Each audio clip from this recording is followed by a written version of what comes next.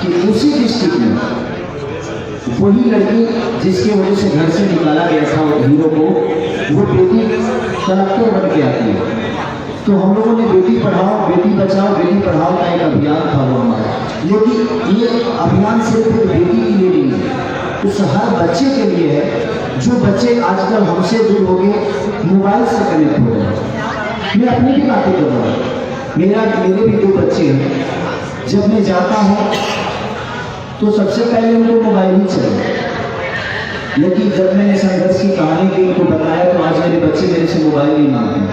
जितना दिन मैं अपने बच्चों के साथ रहता हूँ वो मेरे गोद में रहते हैं और मैं उनसे खेलता हूँ ताकि मेरे भावनाओं को समझ सके। आप अपने जीवन के रास्ते को अपने बच्चों को बताइए, और हम लोगों ने संघर्ष में यही बातें रखी है ताकि कोई भी माँ बाप अगर अपने बच्चों के साथ इस सिनेमा को देखेगा तो कहीं ना कहीं अगर करोड़ों बच्चों में से अगर 5000 भी बच्चे अगर सुधर गए तो अपने राज्य का अपने देश का भविष्य बचेगा।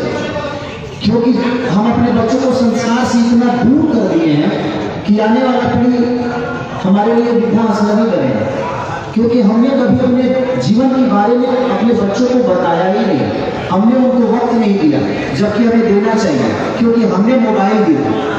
मोबाइल देकर हम भी कोई सोचते हैं कि चल यार खेल उधर क्यों टेंशन दे रहा है, ये काम है वो काम।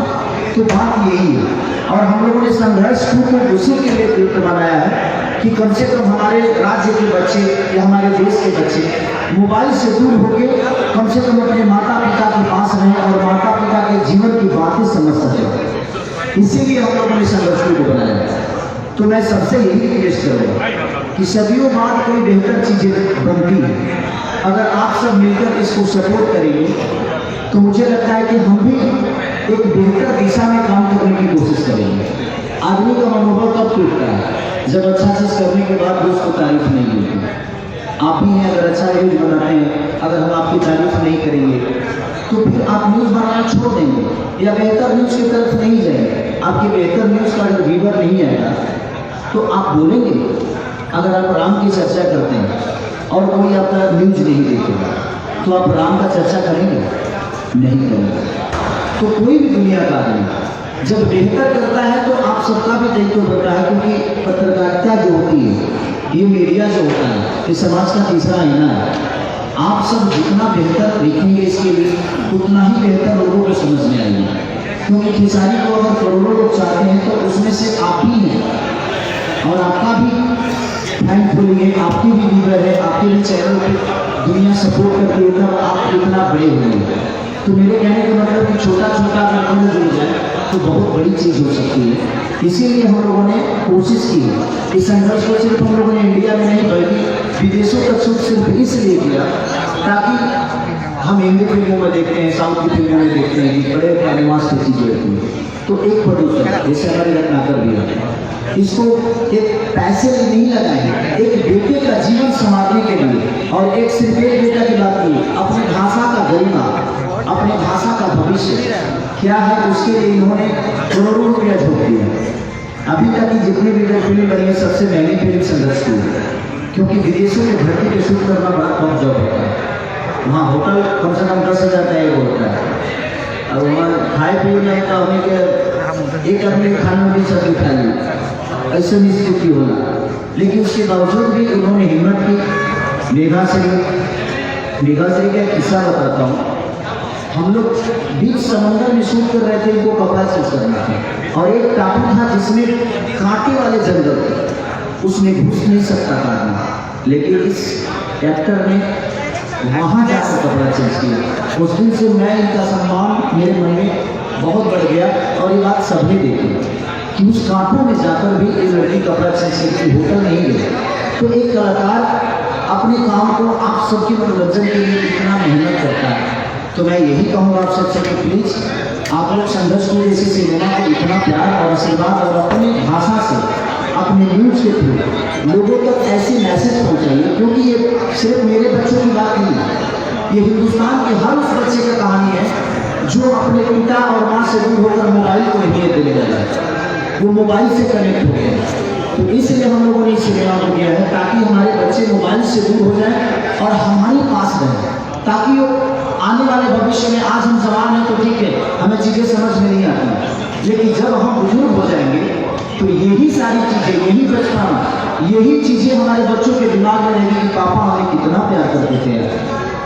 नहीं तो वो टेक्नोलॉजी की तरफ जाएगा, उसकी ख्वाहिशों को पूरा कर दिया। हम मोबाइल देते हैं, वो गूगल से 1 मिनट में जो चीज़ मांगता है उससे मिल जाती है। तो आप कोशिश करिए कि वो आपसे मांगे, गूगल से नहीं मांगे। उसको खेलना है तो वो खिलौना आपसे मांगे, गूगल से नहीं। तो जिंदगी में इसीलिए हम लोगों ने संघर्ष को बनाया, ताकि हमारे बच्चों का भविष्य, क्योंकि मैं अपने घर में देखा तो मुझे लगा कि नहीं, हमें इस बेस पे काम करना चाहिए। और फिर हम लोगों ने रत्नाकर सर को सलाह किया, फिर ब्रांड पार्टी जैसे हम लोगों ने सबने मिलकर, लेकिन वो बिग बजट की फिल्म थी तो कोई प्रोड्यूसर हाथ नहीं लगा रहा था।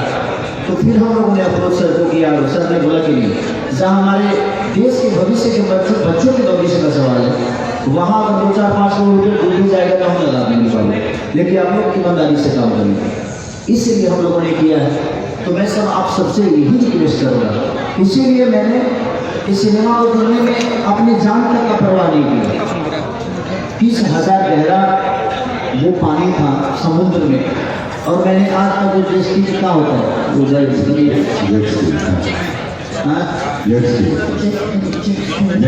ये जो बोल रही है, थोड़ा सा अंग्रेजी में प्रॉब्लम है, आप सबको पता है।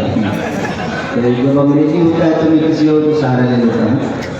तो इसलिए मैं आज तक चलाया नहीं था उसको। मैंने गोवा एक बार गया था तो मैंने देखा था, लेकिन सर अचानक से 20 मिनट के अंदर कोई आदमी उसको उड़ाने लगा।